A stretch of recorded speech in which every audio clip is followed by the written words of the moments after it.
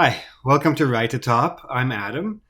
With today's video, I want to start a look at prepositions. Now, what are prepositions? Just a little reminder. These are the little words you see in sentences that really by themselves don't have any meaning. They don't have any message. What they do, they connect items within a sentence, and that's why they are called governing words, because they govern the relationships between words in a sentence. They do this in terms of time, place, method, location, purpose, reason, etc. These are words like in, on, at, for, to, by, with, over, under. There are many of these words now. I'm not gonna look at all of them, okay? Because most of them you can probably figure out on your own. But I know that these are very difficult words, especially when it comes to writing, for some people who are just learning how to write, especially in English.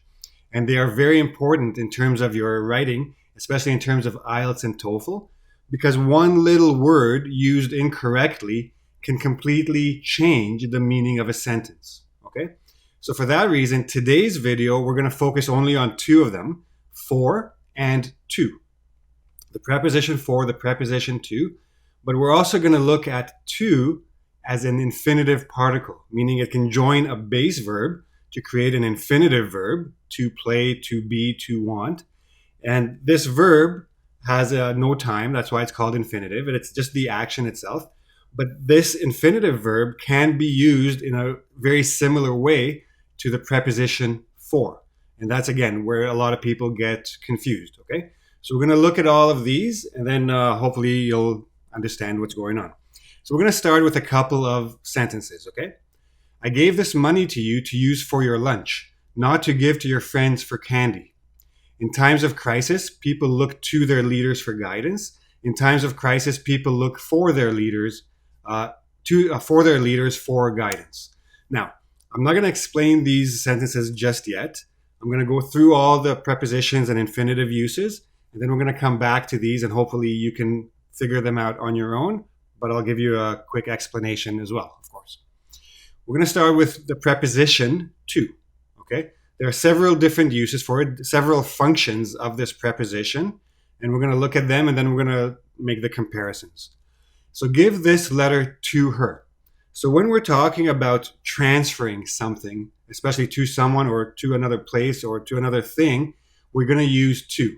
Now, it's very important to understand that I'm using the verb give. Give suggests an action. There's a movement. Okay, so when you have a movement from the source to the recipient, okay, the person who receives, then you're going to use to. When you have an intended recipient or beneficiary of something, then we're going to use for, but I'm going to look at that in a moment. So the key to understanding this is that give is a transitive verb. And when this transitive verb needs an indirect object, then that indirect object is going to be with to, not with for in this particular case, when we're talking about transferring, right? I could say, give this letter to her, to whom, indirect, this letter, the direct object. I can also say, give her this letter, okay? So it depends on the order. If I put the indirect object before the direct object, I don't need the preposition to. If I put it after, I do need it. Give this letter to her, give her this letter, okay? Now, another usage of to. The store is open 9 to 5. Now, generally when we're talking about a range, it could be time, it could be distance, it could be like samples. From, to. Between, and. So if you're going to use between, you're going to use and together. If you're going to use from, you're going to use a preposition to. From 9 to 5. Although you don't have to use the from, 9 to 5 suggests from 9 to 5. It's only 5 kilometers to the mall. So when we're talking about the distance to somewhere, so it's always from here to the place you're talking about, and then we're talking about the distance. So you can use the preposition to with the place to talk about distance. The meeting will begin at 2:45. So when we're talking about time, we're talking about an end time. So 10 to 5, 5 to 2. So 5 minutes to the end time. 3, 5, whatever. And we're talking about clock time. I am going to Toronto. So going means movement. So there's always going to be a destination or a direction. You can use it either way. To Toronto can talk about Toronto being the destination. That's your final stop. Or you're going in this direction, toward Toronto. You can also use toward or to, both okay. When we want to compare things, the final score was 5-2. Or in the Senate, there was a vote for a new policy, and the final vote was 45 for, 50 against. Okay, but the final score was 45-50 or 50-45. Some people prefer coffee to tea. So when you talk about a preference, coffee to tea, doing to not doing, whatever the two things are, prefer this to that. Again, to in this case goes with prefer. You're not going to use for with prefer. You're going to use always to. Okay, let's look at a few examples of for as a preposition. I completed the task for you. Means I know you were too busy to do it, so I did it in your place instead of you. Okay, I knew you couldn't do it, so I did it for you in your place. This box is for you to use as a attachment. Now, realistically, the whole phrase goes together, for you to use it as. Okay, but this box is for you. You're the intended recipient. Okay, I'm not giving it to you. This box for you to use. You're the intended beneficiary. You're the one who's going to be using this thing. To use as a trash bin. This is called a complement. I can say this box is for you. That's it. Put a period. It's a complete sentence. But I want to give you a little bit more information to complete the idea of what you should do with this box. Okay? So this box is for you. I'm not giving it to you. I'm just putting it here. You're the person who's going to use it or do something with it. To use completes the meaning of what you should do with it. So for, beneficiary, to use, complement of purpose, which we're going to look at a bit more in a moment. I will be gone for a few weeks. So you're talking about a time period. And if you understand the present perfect tense, I have lived here for 10 years, then you know that for goes with a time period. Okay. The appointment is set for next week. So when you have a date or a time that it's been scheduled or established, you're going to use for next week is scheduled for next week, set for next week. The meeting has been arranged for next week, etc. I read the material for today's lesson. So which material? The one that is intended to be used today. The aim of the material is for today's lesson. I read the material to use in today's lesson. Also okay. To identify with a verb or for with a noun. Most of those surveyed are for military action. So when you support something or you agree with it, you're for it. If you're against it, you're against it. So for and against, pros and cons, etc. Here are a couple ones when we're talking about a position of somebody or a person's situation in life and status, rank, etc. You play pretty well for a beginner. So in the position or in the state of a beginner, you play pretty well. If you had been playing for 10 years, then you're pretty bad. You're not very good at all. But for a beginner, for this situation or this position, you play pretty well. He's in great shape for someone his age. So same idea, but we're talking about the view. So I'm looking at him as at his age, he's in great shape. He's 50. If he were 20 and looked the same, I'd say, it's a bit of a problem because at 20, you shouldn't look like you're a 50-year-old man. Okay. So now, here is where we start mixing them up and using for and or to. When we use for, remember, for is a preposition. Prepositions take objects. So you're going to use for plus a noun, okay, in this particular case. To, where you're going to use as a verb particle, as an infinitive, part of the infinitive verb, right? When we're talking about purpose or reason or motive, you can use for or to, for preposition, to verb, infinitive verb. The event is being held for charity. The event is being held to raise funds for charity. Now, essentially, these two sentences mean the same thing. The subtle difference between them is that the event is being held for charity. The for charity more or less completes or complements the idea of the event. What is the event for? For charity. The event is being held, why? To raise funds. So in most cases, you can say for something is what for, what's the purpose. To verb, why. Why is it going? So in that case, for charity, we'll go with event. To raise funds, we'll go with being held. Why is the event being held? To raise funds.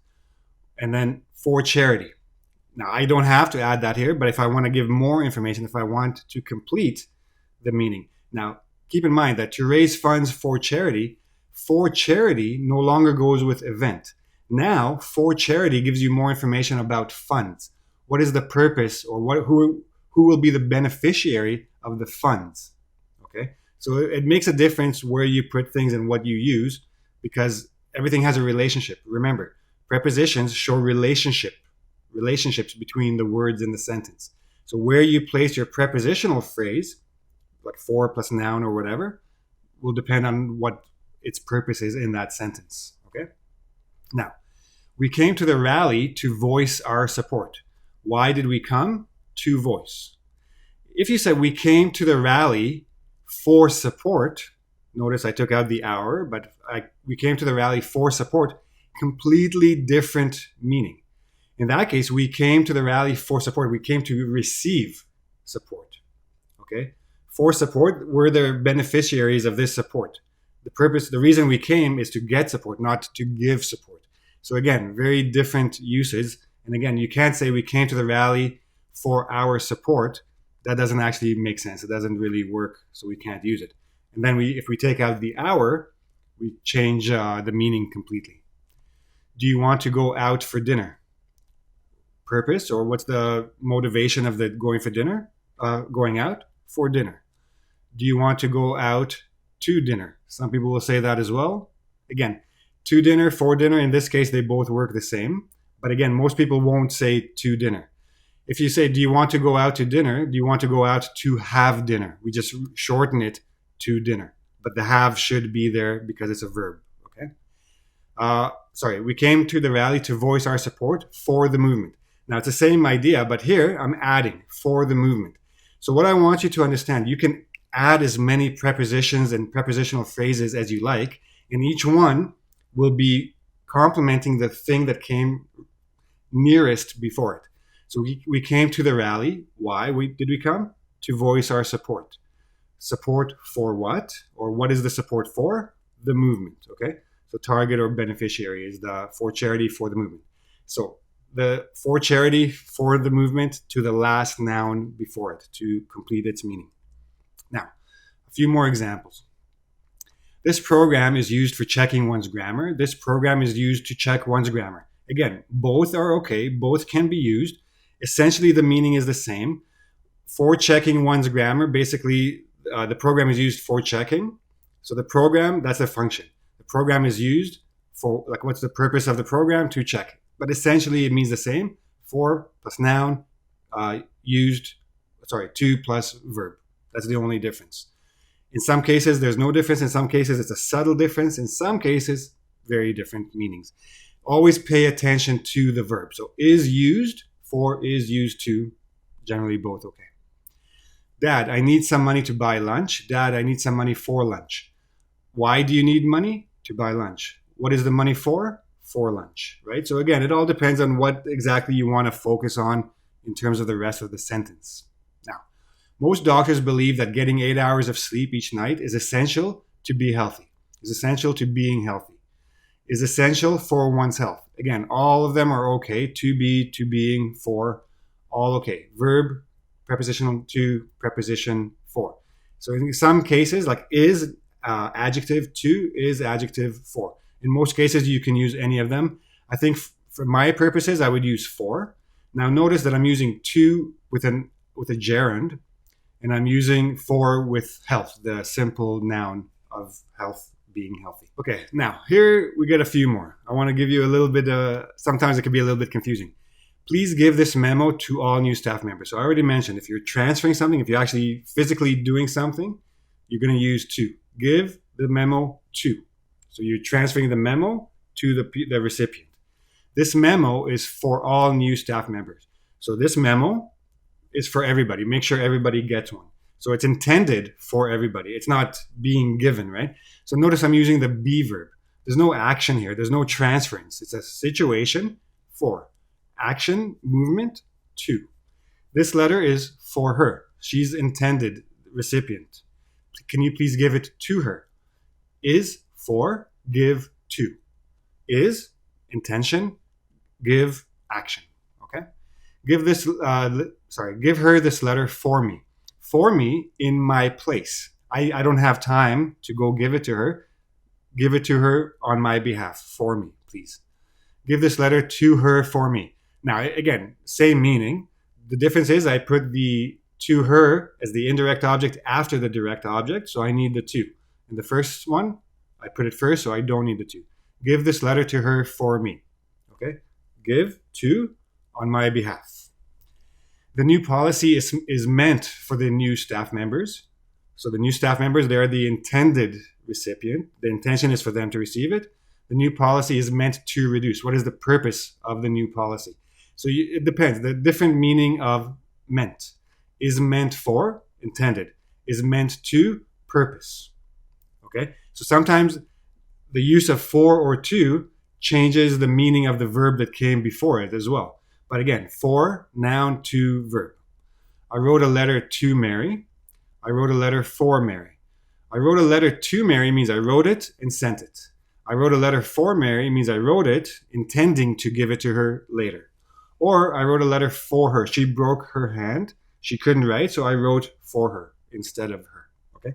Lots of different meanings, but again, if you see examples and you know why one is being used and not the other, it makes a little bit of sense. Okay, so now we're going to start looking at some expressions, okay? She's too good for him. He's not good enough for her. She's too stubborn to give in. She's not flexible enough to compromise or for compromise. Now, when you have to plus adjective or enough or not enough with an adjective inside, you can use to or for. You can use the preposition for, or you can use the verb to. She's too good for him. For him, noun. Well, pronoun. He's not good enough for her. She's too stubborn to give in. Verb. She's not flexible enough to compromise. Verb. Now, the reason you can say for compromise or to compromise is because compromise can be a noun or a verb. She's not flexible enough for compromise, for the idea of making compromise. She's not good enough to compromise the action of compromising. Okay? So that's the difference between them. But again, to, adjective, for, to, adjective, to, verb. Both okay? Essentially the same idea. Now, we're going to get into something a little bit more complicated. Collocations, phrasal verbs. First of all, what are collocations? So collocations are words that generally go together, and they almost always go together, and they work together as a unit. And phrasal verbs, just a reminder, a verb plus a preposition.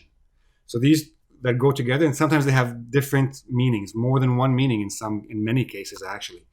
It's very important to study collocations and phrasal verbs because there's no rules necessarily. You just need to remember them and use them correctly.